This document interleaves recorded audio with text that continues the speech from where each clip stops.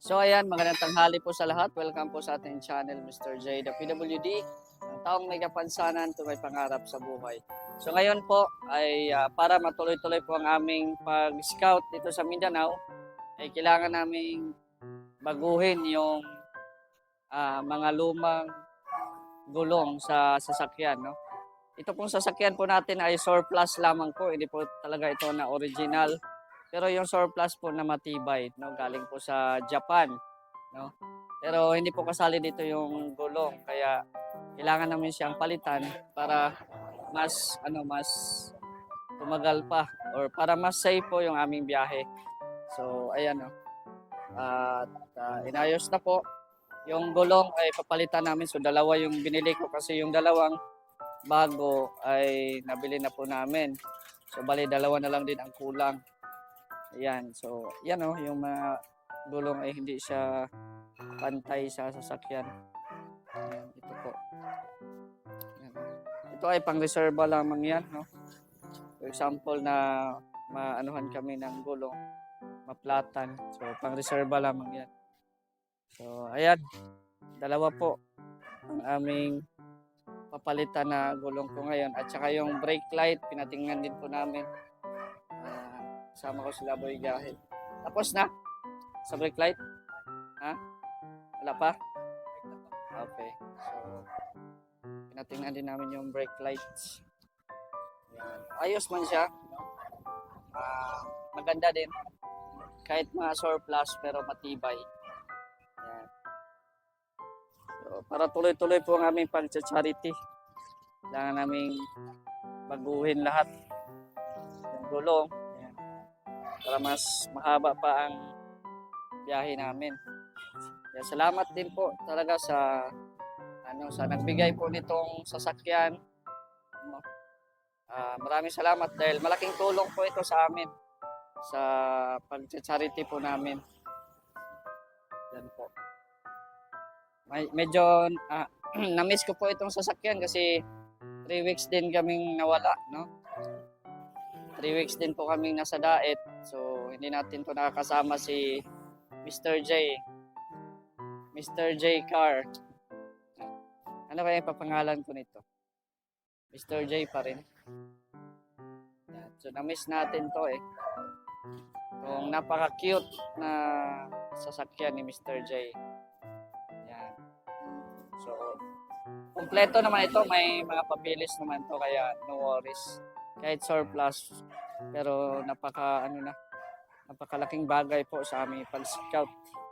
Yan, may plate number na din yan. So, pwede na kami makapunta kahit saan.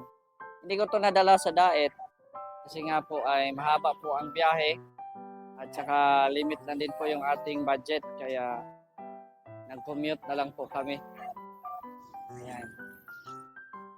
So, hintay-hintay muna kami ng magtatrabaho nito at may kinuha lang na gulong para mapalitan.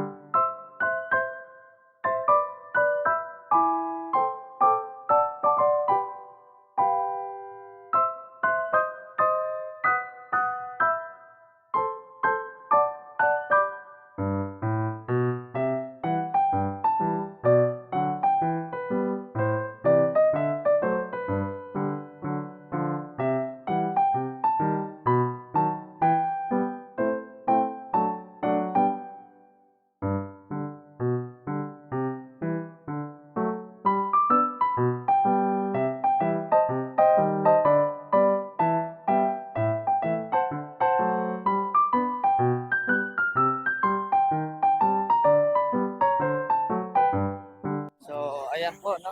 Dito na po yung dalawang gulong. Yan, no? Ay, bako, diri ni dualo yo. Tandaan na kasi. Tandaan sa niya.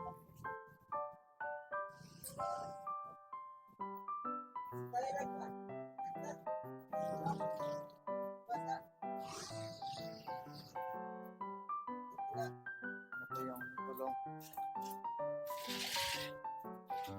Pinili natin. Dalawang gulong. Ay, kaya ko sa pili ko sa batik.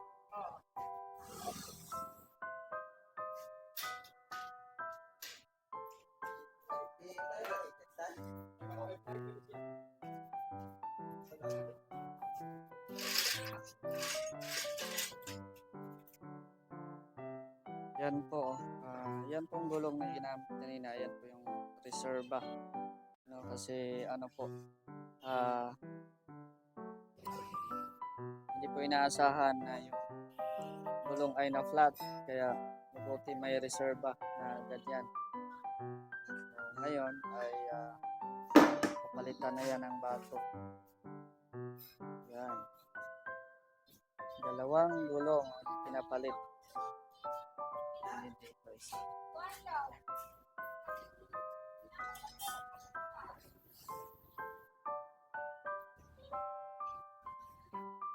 Ayan o.